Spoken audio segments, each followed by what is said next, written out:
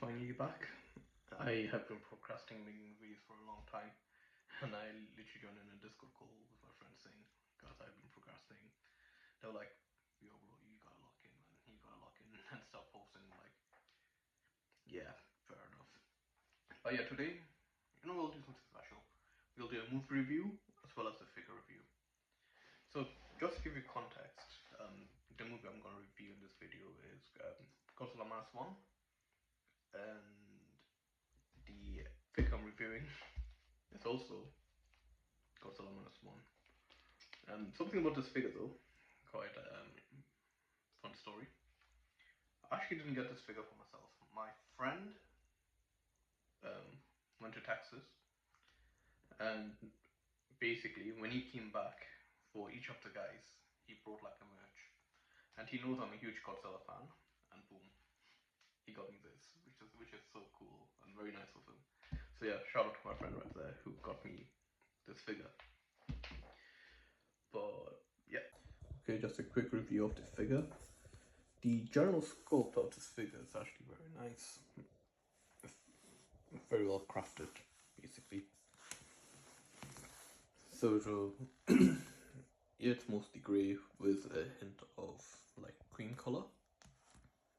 And yeah, that's his your typical Godzilla Minus One menacing face. And the face is sculpted very well as well. I'm not sure if my camera can focus on. Up, there we go. Perfect.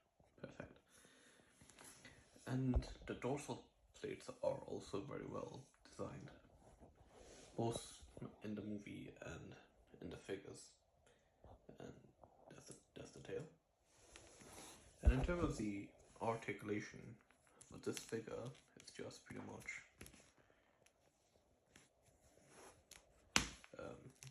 180 rotation of both hands and the legs. I'm trying to record this with one hand holding the phone and another holding the toy. But generally, it's a very nice figure. And yep, that's 360 view of the figure. Yeah, and I'm very grateful that my friend got this figure for me. So now on to the review of Godzilla Minus One. I've seen the movie like 2-3 years ago. Yeah, which is when the movie came out. And yeah, it was a very good movie. I liked it. And basically, if you haven't seen the movie, there will be spoilers here, so I wouldn't suggest watching this video because I will talk about spoilers if you haven't seen Godzilla Minus One.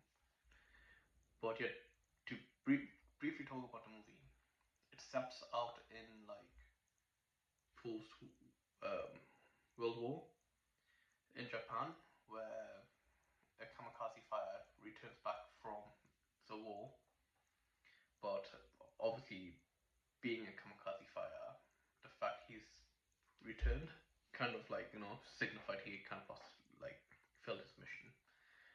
And in an interesting way, we go through that character's journey as a kamikaze fighter who failed his mission, basically. That's what the story revolves around, and whether or not he redeems himself um, as the spirit of a kamikaze fighter. Which is very interesting to me because it took me back to school, where in school we had learned about so many different ports in relation to war and conflict. And one of the ports we studied about was kamikaze, where one of the fighters in Japan who decided to instead of fighting, to come back to Japan and not risk his life, but he was pretty much treated like a failure. Basically, he was pretty much shunned from society because of the fact that he didn't carry out his mission. And in a way, this character in the movie, the protagonist, goes through the same thing. And then obviously Godzilla comes in Um, Godzilla's overall design is pretty neat.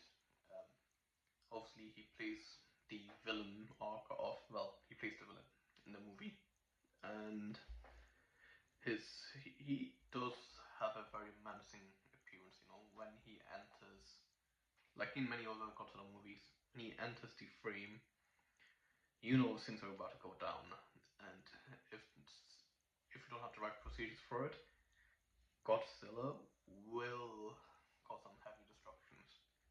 In fact, that reminds me, um, obviously Godzilla's iconic signature move is the atomic breath, and this is one of the most unique atomic breaths I've seen yet. We have seen many atomic breath of Godzillas, like Shin Godzilla with the laser beam, um, and then Godzilla Singular Point also has a very unique atomic breath. And with this Godzilla, I think it's very. I really liked what they did with this atomic breath because this goes basically when he charges up, these spines poke out one by one. So it starts from here, pokes out from here to here, and obviously they're radiating blue. And then just as he's about to fire, all these spines just clench up, and boom, he fires the beam. It's like a very streamlined beam, and whichever place he hits, it's like another atomic explosion happening, which is very significant to um, of the movie because of the historical impact, especially with like what Japan had been through during World War II. And I think that really was a very impactful scene, the Godzilla's atomic breath. But yeah, beginning to end, it was a very intense and satisfying movie. In my opinion, especially the human characters here, I think, are more interesting. You know, we do follow them a lot more, in my opinion, and this movie really does flesh out the human characters well out here than other Godzilla movies I've seen. Obviously, the best involvement with human characters in Godzilla movies, I think, is still Godzilla Final Wars, but still, the human characters here are enjoyable to watch. Actually, another trivia with regards to this movie. Um, Yuki Yamada, who plays Gokai Blue, one of my favorites Santa Rangers in Gokaiger, he's also appears in this film. So it's very interesting to see. When I was like looking at this movie, I was like, yo, this guy looks familiar. Let me just quickly see the casting. And then I was like copying and pasting the name, and then seeing like, yeah, that's very known from from Gokaiger. So it's very interesting to see um, the actor that I watched from one series returning again, basically. And yeah, oh yeah, another thing. Um, so this is obviously 2026 now. Godzilla minus one happened ages ago. Well, it's very nice to see that Godzilla did win an Oscar.